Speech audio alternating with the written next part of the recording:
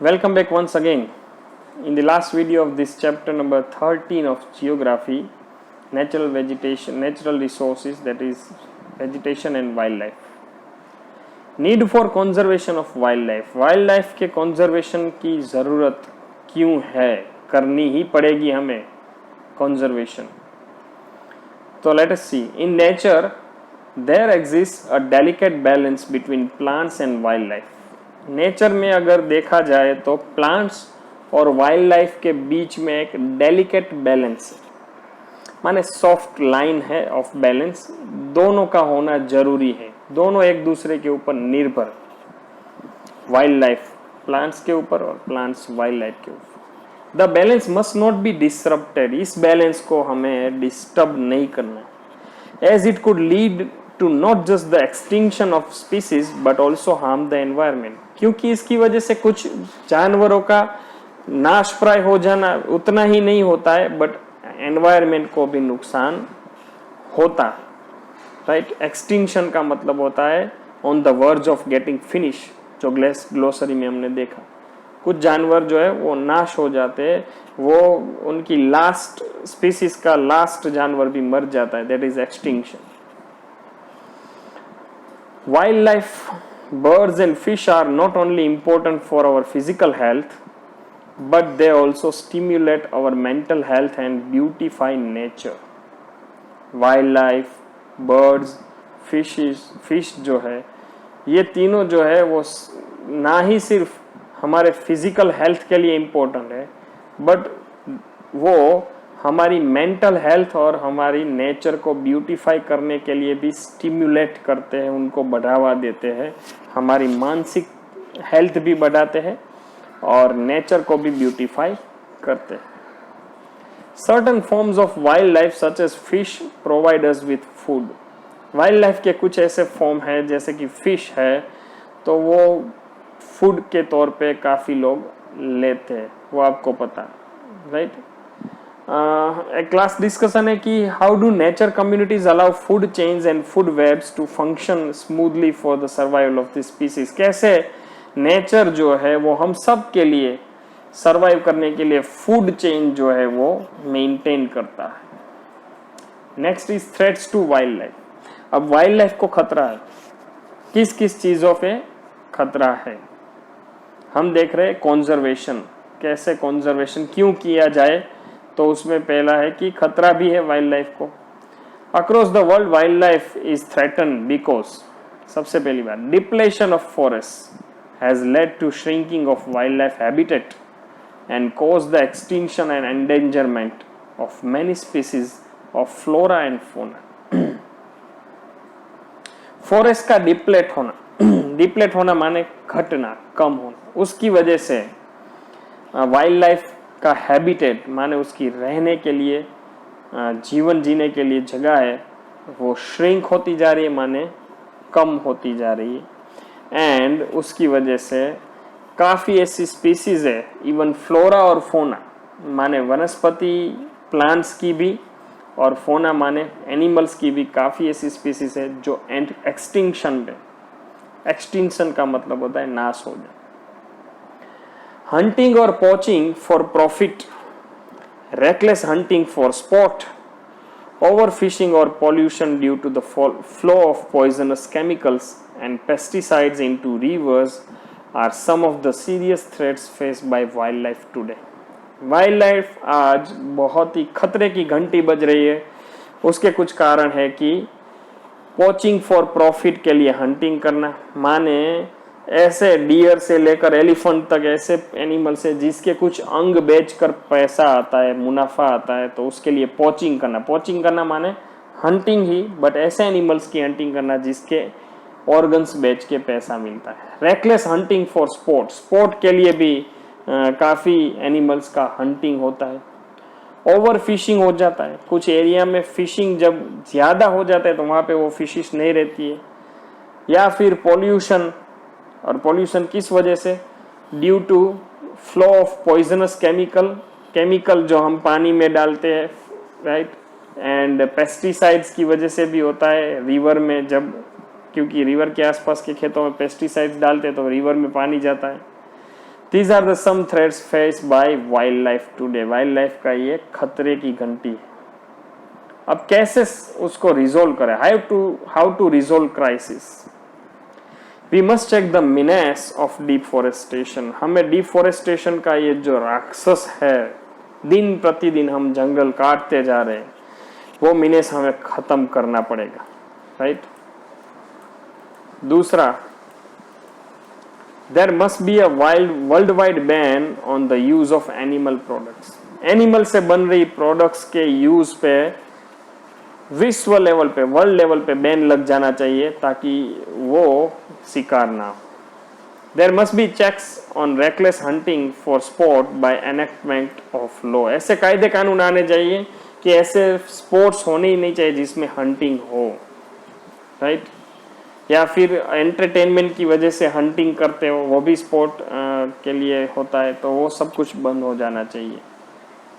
There must be control over pollution emanating from sewage industries and shipping vessels to preserve marine life. Marine life माने पानी, दरिया की अंदर की life, वहां पे भी बायोम, उसको मेंटेन करने के लिए पॉल्यूशन कंट्रोल करना जरूरी है. कौन सा पॉल्यूशन? दैट इज एमेनेटिंग फ्रॉम, माने निकलता है, किस में से निकलता है? सीवेज माने गटर से निकलता है, इंडस्ट्रीज में से निकलता है, और शिपिंग वेसल्स में से भी निकलता है.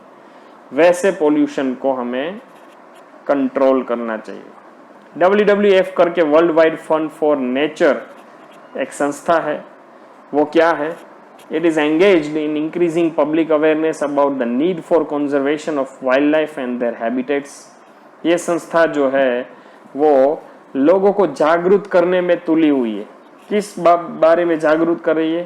कि वाइल्ड लाइफ और उसके हैबिटेट्स को कैसे कंजर्व किया जाए, जंगल को, फॉरेस्ट को, जंगल में रहने वाले जानवरों के रहने के स्थान को हमें कंजर्व करना है. हमें तबाही नहीं मचाना है, हमें यूज करना है. It is actively working with governments of the world over to formulate laws and regulations to protect wildlife. वो हर एक देशों की सरकार के साथ मिलके काम कर रही है कि ऐसे कायदे कानून बनाए जाए जिससे या तो नुकसान ही ना हो वाइल्ड लाइफ को, और या तो नुकसान हो रहा है तो वो कम से कम नुकसान हो. Hopefully through all these efforts we'll be able to build a future when people will live in harmony with nature. हम आशा रखते हैं कि ऐसे सब एफर्ट्स से हम फ्यूचर में एक ऐसा फ्यूचर बिल्ड कर पाए जिसमें लोग माने हम और नेचर मिल कर रहे. हम अभी नेचर पे हावी हो रहे, फिर नेचर नेचुरल कैलेमिटीज से हम पर हावी होता है, फिर हम भूल जाते हैं, फिर हम वापस हावी होते हैं, फिर नेचर जवाब देता है. तो हम क्यों ना हमारी जरूरतों को कुछ ऐसे मोड़ दे कि हम नेचर का यूज करें. ओवर यूज नहीं करना है, हम एक्सप्लॉइट नहीं करना है, यूज करना है ताकि नेचर और हम हार्मनी में रहें. अब इस बारे में इंडियन सिनेरियो क्या है, भारत की स्थिति क्या है? In India, with a population of over 1 billion people, the pressure on land is so great that much of our original forest cover has been removed. क्योंकि हमारे एरिया, हम अगर देश का, अगर वर्ल्ड का सारे देशों का जो लैंड एरिया है और पॉपुलेशन है उसका रेशियो निकाले तो सबसे कम रेशियो जो है वो इंडिया का है कि कम से कम लैंड पे ज्यादा से ज्यादा पॉपुलेशन है. राइट. इसीलिए लैंड के ऊपर प्रेशर है और उसकी वजह से फॉरेस्ट कवर जो है वो रिमूव होते जा रहे हैं. फॉरेस्ट कंजर्वेशन प्रोग्राम्स जो है वो इंडिया में चल रहे हैं, बट कुछ हद तक हम काफी पीछे है. हालांकि काफी रिसोर्स ऐसे है जो जिसमें हम रिच भी है. India's rich wildlife base is vital to maintaining the ecological balance. Ecological balance maintain करने के लिए इंडिया का रिच वाइल्ड लाइफ बेस काफी वाइटल है, इंपॉर्टेंट, तभी जाके वो होगा.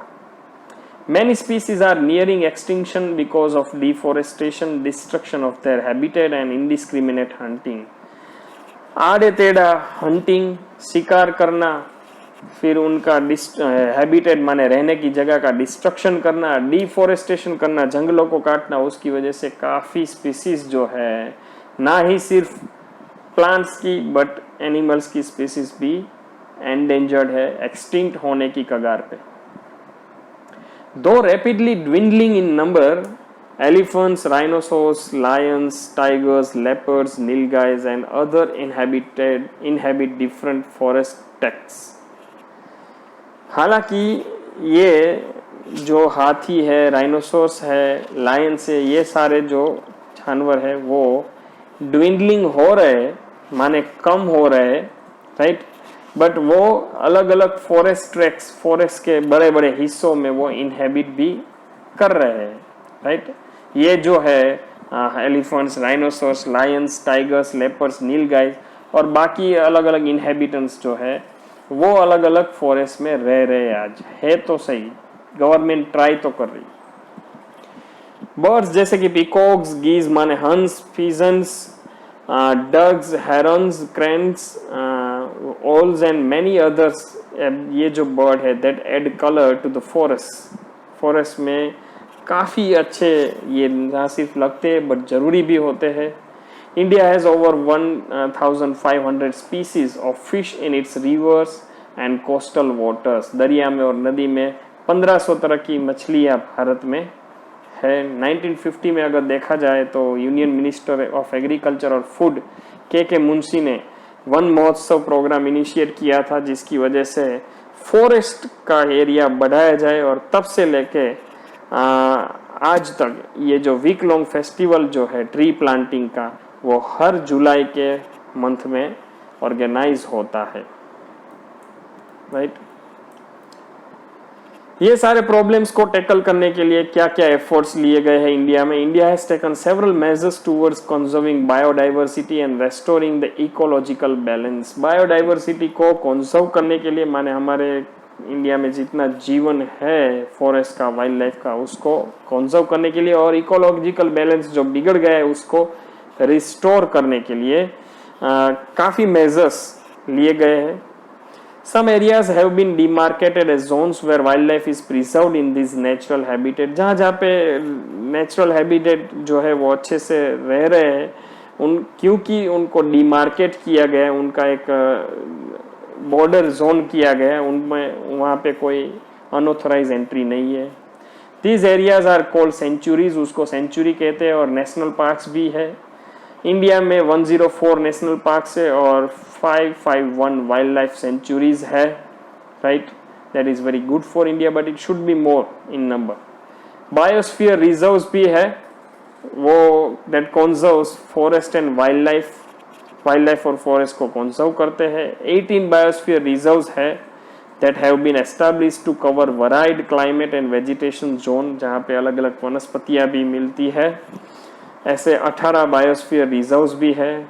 In fact this reserves assure the survival of several species that are on the verge of extinction. जो नाश होने के कगार पे है वैसी काफ़ी स्पीसीज है जो इसके साथ अब सर्वाइव कर रही है, राइट।